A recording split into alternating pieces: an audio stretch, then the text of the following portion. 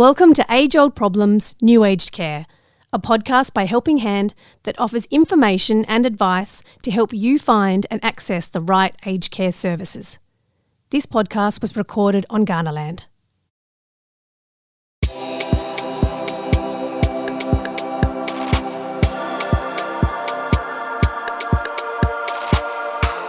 Hello, and thanks for listening into our podcast.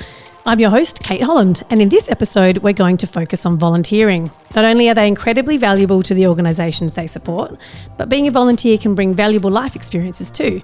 So joining me for this chat is Rachel Carson, Lifestyle Coordinator for Helping Hand in Golden Grove, and Kaye, who volunteers here herself. Welcome, ladies. Hello. Hello, thank you for having us. So Rachel, let's start with you. Can you explain a little bit about your role and your involvement with the volunteers here for Helping Hand? So I'm the Lifestyle Coordinator, so my main role here is implementing and coordinating activities for the residents here at Golden Grove. But also a huge part of my role is the management and training and recruitment of volunteers. So I'm their number one contact. So they travel the journey of volunteering with me and my team.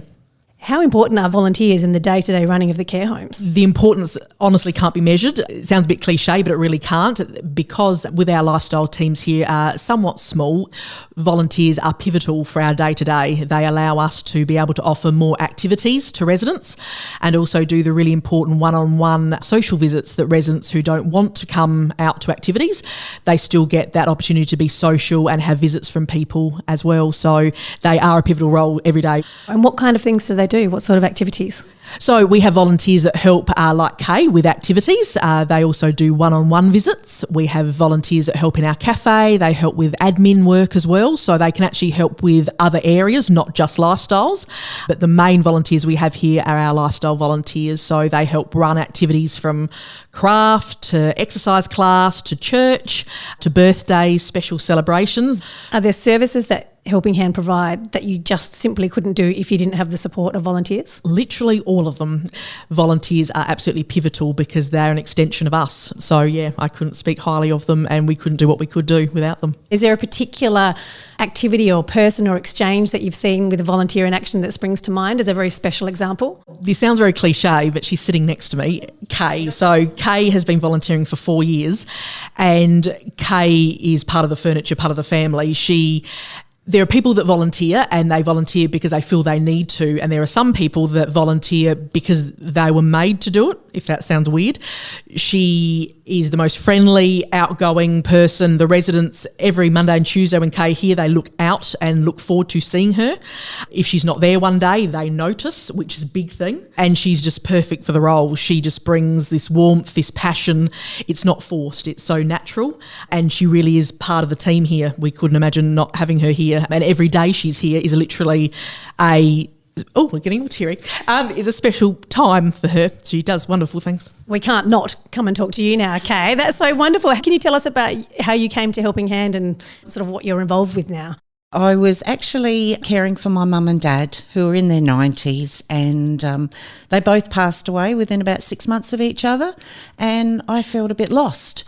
And I was told that I either had to get a job or do volunteering to keep getting my pension, my carer's pension, and I hadn't worked for such a long time that I thought, I don't think I could do that. So they told me to go into the op shop or something like that, hospital. You can volunteer in the hospital. And because I'd cared for my mum and dad, I just loved being around them. So that came to mind. My family said to me, "Are you crazy?" And I said, "No, I think I could do it." So I got in touch with Golden Grove and came in, and that's 4 years ago, and I just love it. The people here just make me feel so welcome. The team are fantastic to me. They treat me like part of their team. And the residents, I get hugs and they're all saying to me all the time, "Oh, you do so much for us," but they do so much for me. I just love it. I look forward to Mondays and Tuesdays. That's beautiful. So you're every Monday and Tuesday you're here? All day. I find that easier because once I get into something, it's better to just stay here and finish it than, say, a few hours here or a few hours there. I just prefer to be here all day, and it's like my get away from my home life and my family and enjoy my time for a couple of days. And do you do a variety of activities? Yes. Whatever needs to be done. Some days are different, but my main things, we go walking on a Monday morning. We take the residents out, and that is great. They love getting out into the sunshine, and we chit-chat, which I do a lot of. Then on Monday afternoons, we do carpet bowls, and during that time I help bring the residents down. That's a big thing. We go up and remind them of what the activity is and assist them to come down to the hall. Then I do books. I take around some library books to make sure everyone's got something to do if they don't come down to an activity. Tuesdays we do Jeopardy in the morning, and we do bingo in the afternoon, and bingo is a very popular activity and lots of laughs, and we have a great time in bingo. Obviously there were specific reasons for why you came and were a volunteer, and I know, Rachel, it's getting harder and harder to get people to volunteer. It is, yes. For various reasons. I remember hearing a radio story about the fact that a lot of people just can't retire as early as they want, so it's trickier for them to then give their time. But when people do have the space, it's a really purposeful thing for people to do, isn't it? It is. I mean, there's no minimum or maximum amount of hours for volunteering, especially here. Any little bit of time anyone can give is really appreciated.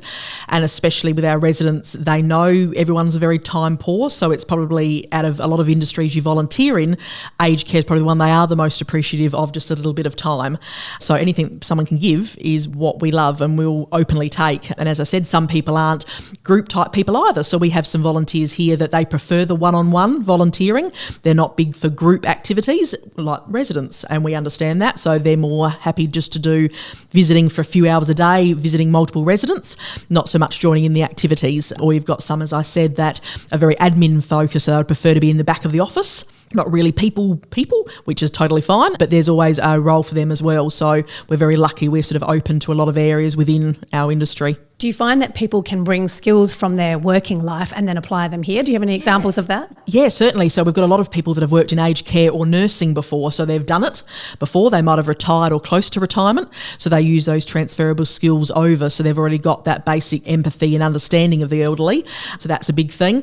But anyone, customer service roles, same thing, dealing with people, anything really. What about things like if you were a carpenter or a musician? Well, we have a men shed, so we actually have a lot of volunteers as well. So they love to build things. So we have people that come from a building cabinetry background that come and help our gentlemen with men's shed. We have artists who do painting with our residents as well. We've got beauticians that come and do our nails every Thursday and hand pampering. So any areas that you can use and transfer over to aged care, because what we do is so diverse, anyone from any background, because we basically do every activity you can imagine.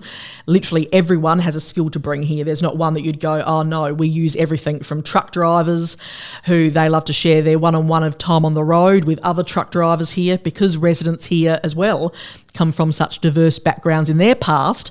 Anything could be made transferable here, and that's what the great thing about aged care as well. And I just want to make the point, if you don't have specific qualifications or a skill, you're still welcome, aren't you? You can adapt and learn. The only thing really that volunteers need is what we call an NDIS clearance, because we're working with vulnerable people. So that clearance is for, children and the elderly. But other than that, that's all they need. So if you have no qualifications whatsoever, you're just as valuable as someone that has university qualifications. You're exactly the same. You're on an evil kill here. Do you get the sense that the people that choose to volunteer have similar values? Do they tend to align? They do. They've either, a bit like Kaye, they've either looked after their family members, or they've worked in the industry, or they just have, I guess, that simple empathy and understanding of elderly people and just want to make their lives brighter.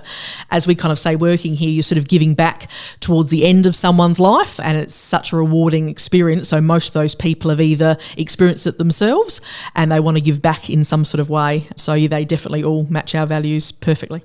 And Kate, it sounds like you enjoy every second that you're here, which is wonderful for you and the residents. But is there a standout moment that you've had in your experience over the last 4 years? Oh, there has been lots. At the moment, there's a lady that never left her room. And I would go in and visit her and we would talk and she would tell me all her stories. Some of the people here have got amazing stories.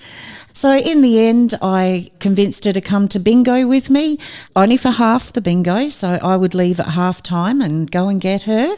And she'd be sitting on her bed waiting for me. And I would bring her down and now she laughs and she's waiting for me to come and get her for bingo.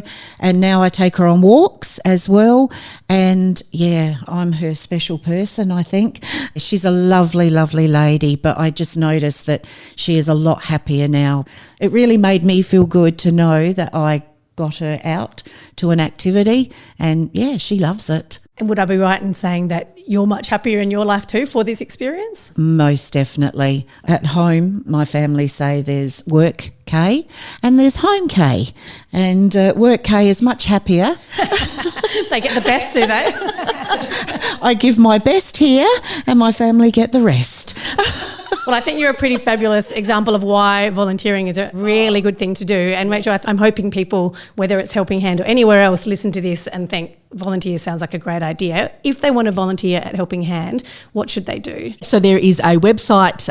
You can go onto the Helping Hand website through the careers section, or you can pop onto Seek website as well, which is where all our vacancies are advertised, and there will be a number as well you can call. For people who don't like online, that's fine. We will have the number at the end of this podcast and we'll have all these details in our show notes as well. Now, I like to finish the episodes where we can with a piece of advice that you'd like someone who'd listen to this to take away and maybe to share at home. Is there something in particular that you think is really valuable for people to know about volunteering, Rachel? It is for everyone. And when I mean everyone and anyone. Please don't undervalue your skills or your background. A lot of people going into any job or volunteering think, oh, I'm not good enough or I have enough to offer.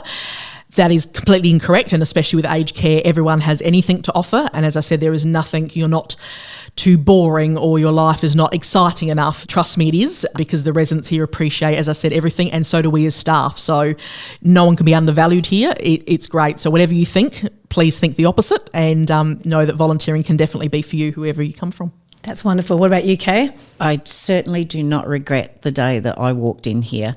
I was really nervous when I was standing outside and I thought, I've never done anything like this before, but I came in and it's just been so wonderful and it just makes you feel good. It really does. And I would tell anybody, please, just give it a go. You'll find that you will absolutely love it. That's great. Well, you're clearly both doing a wonderful job and enjoying it. And thank you so much for joining us to explain the benefits of volunteering. Thank you for having us. Thank you.